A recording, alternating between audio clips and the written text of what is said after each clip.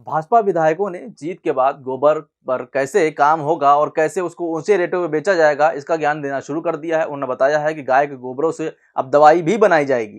खैर, अखिलेश ने क्या कहा है इन सब चीजों को लेकर, जो उनकी हार हुई है उसके बारे में बताएंगे, और गोदी मीडिया का क्या रोल रहा इसके अंदर, जो प्रचंड जीत हासिल हुई है भाजपा को, उसके बारे में भी बात करेंगे। लेकिन खबर शुरू करने से पहले एक दुखद खबर सुना दूं आपको। जब मैं आज सुबह पेपर पढ़ रहा था तो एनबीटी में एक खबर छपी थी। उसमें एक जो भाजपा की जीत थी उस सब जगह पे छाई हुई थी, मगर साइड में एक कॉर्नर सी एक दुखद खबर छपी हुई थी। वो खबर थी एक युवक की, जो जीत के जो जश्न था उसके नीचे कहीं दब गई थी। और उस खबर में ये लिखा था कि एक युवक ने समाजवादी की हार के बाद सल्फास खाकर आत्महत्या करने की कोशिश की। उसकी हालत गंभीर है। बताया जा रहा था कि वो चाय बेचता था चिन्हट के पास, जो लखनऊ का चिन्हट का एरिया है, वहां पर चाय बेचता था, मगर कई दिन से चाय का ठेला भी नहीं लगा रहा था। काफी दुखद था, परेशान था।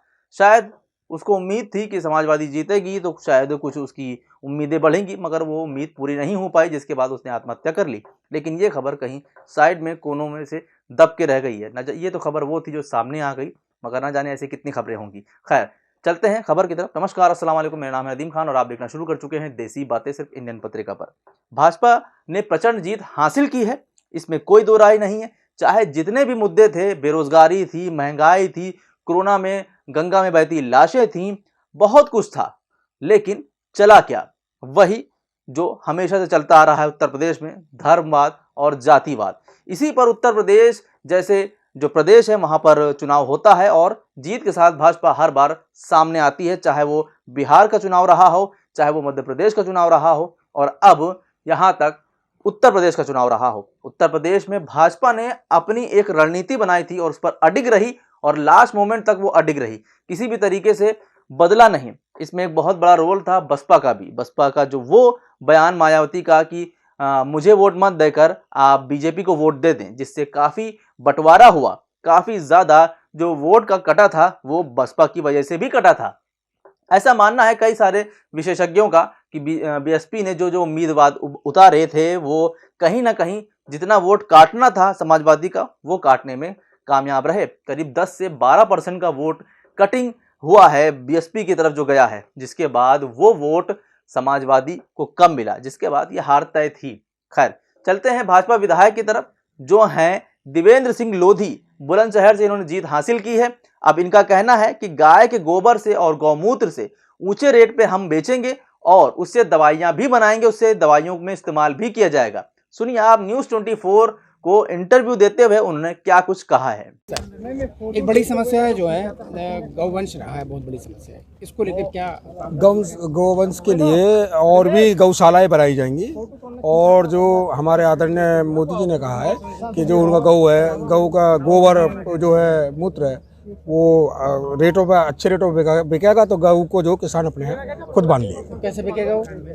बिकेगा, उसको फिल्टर करके बेचेंगे, दवाइयों में यूज होगा। अच्छा, बुलडोजर का कितना असर रहा? कहेगा बुलडोजर तो जो प्रॉपर्टी गुंडा बदमाशों में, सुनो, जो गुंडा बदमाशों ने अवैध प्रॉपर्टी कब्जा रखी, वो छुटा कर उन्होंने गरीबों में बांटी है।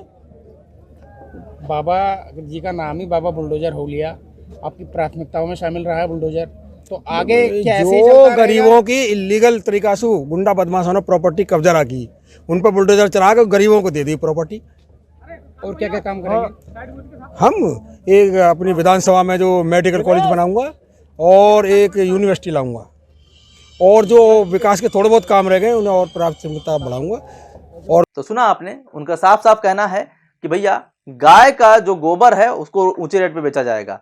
यानी कि जीत के बाद रोजगार की बात नहीं हो रही है, जीत के बाद नहीं बात हो रही है कि किस तरीके से जो गलतियां हुई हैं उनको सुधारा जाएगा। वापस उसी ट्रैक पर आते हुए गोबर और गौमूत्र पर, ये बुलडोजर बाबा के ऊपर भी ज्ञान दिया गया। बताया कि जो कब्जाई गई जमीनें हैं उन पर बुलडोजर चलाया बाबा ने, जिसकी वजह से बाबा बुलडोजर बहुत ही प्रचंड बहुमत से सामने आए हैं।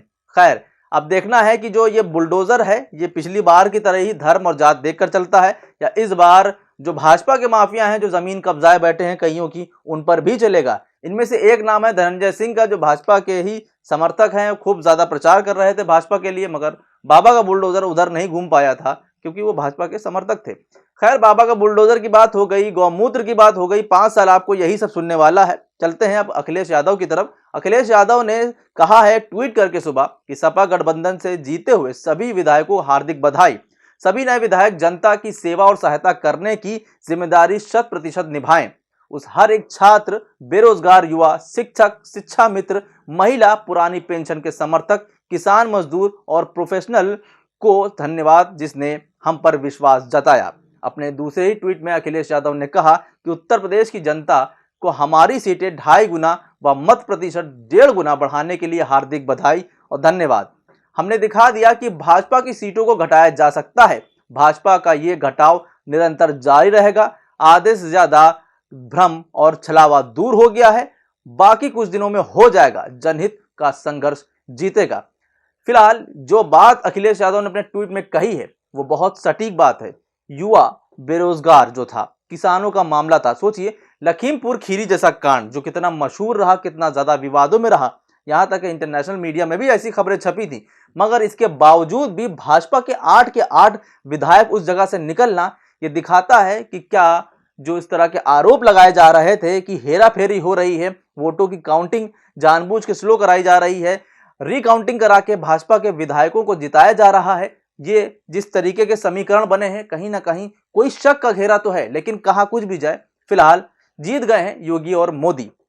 मोदी और योगी के करिश्मे का श्रेय कुछ ना कुछ हद तक के भाजपा को जो है गोदी मीडिया को भी देना पड़ेगा।